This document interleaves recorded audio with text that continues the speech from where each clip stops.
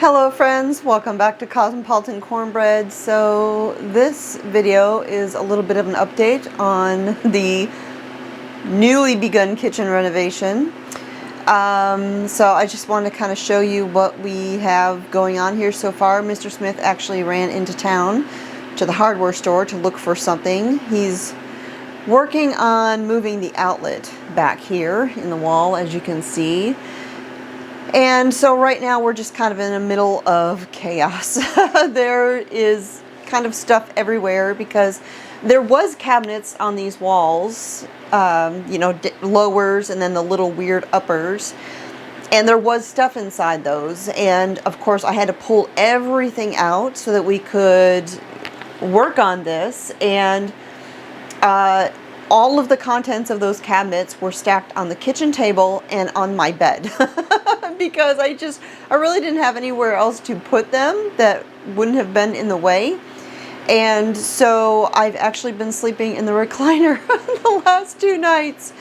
And right now I am working on getting as much of the contents of those cabinets put away as I can. Focusing on clearing off my bed. We do still have one more cabinet to hang up over here. It's outside. It will go up as soon as Mr. Smith is done working on the electrical. We'll do the drywall patch later, but we will get that cabinet up this evening so that I can get the rest of the contents back in there. If you hear that humming in the background, that is my freeze dryer. My Harvest Right is working hard on some more shelf-stable food for us.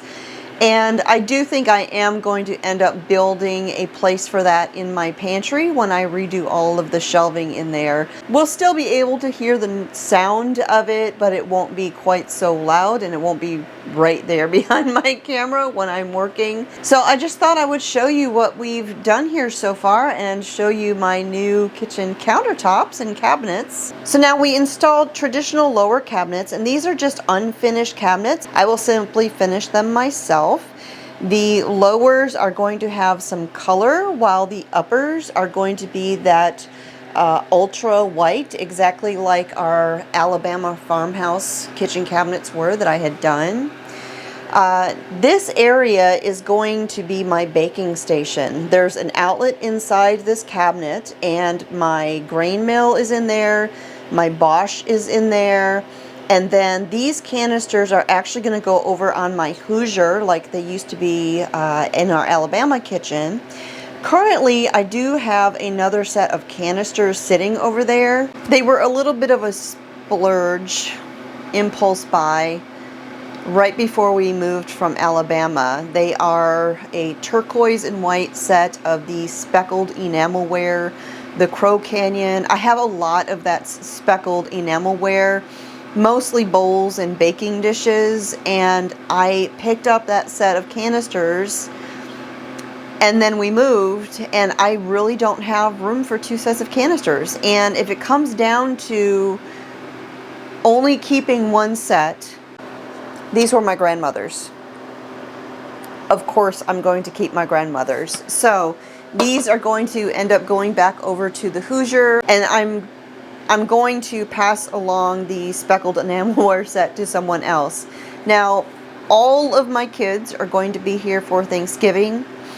I am going through a lot of my kitchenware, looking at the redundancy again, looking at pans that I really don't use, don't need, and all of that.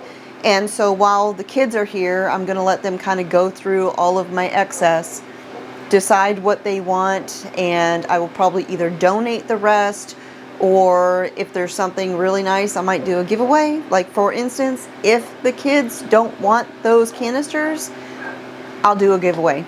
I mean, yes, they'd be secondhand, but they're practically new, and I know somebody would like them. So if nobody wants them, that's what I'm planning on doing with those. But one of the things I did that's a little unorthodox is the way I set up this side with the cabinets. So I stacked the cabinets directly on the countertop, and that gave me the space to put a whole nother set up on top. And Mr. Smith just got back from his run to town for supplies.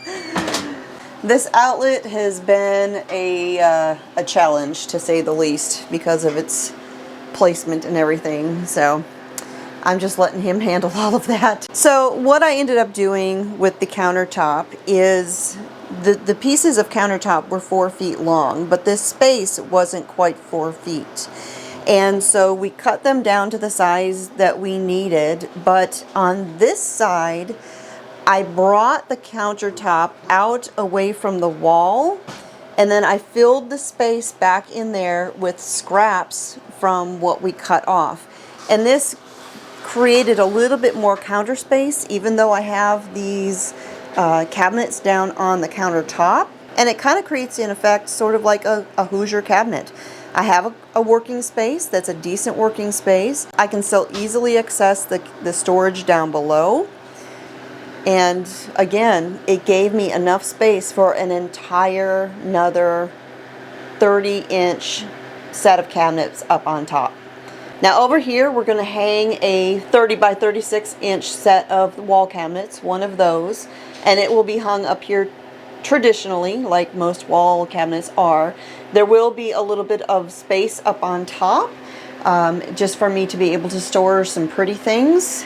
And then right here in the center, I've actually got something special that's going to be going right there, but you'll just have to wait and see later.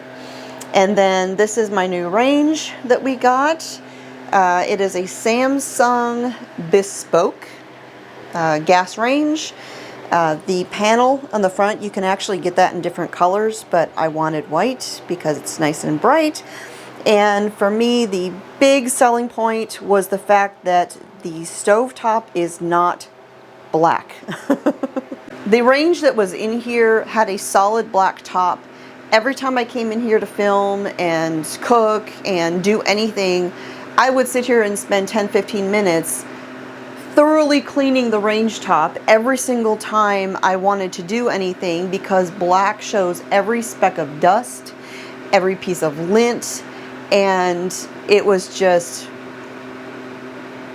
not ideal. And so I was really excited to be able to find one that was not black on top. Now ideally I would have liked for it to be white, but those are really difficult to find, and the only white gas stoves that I've been able to find white on top are either really cheap stoves or really expensive stoves. So I kind of went with the stainless steel.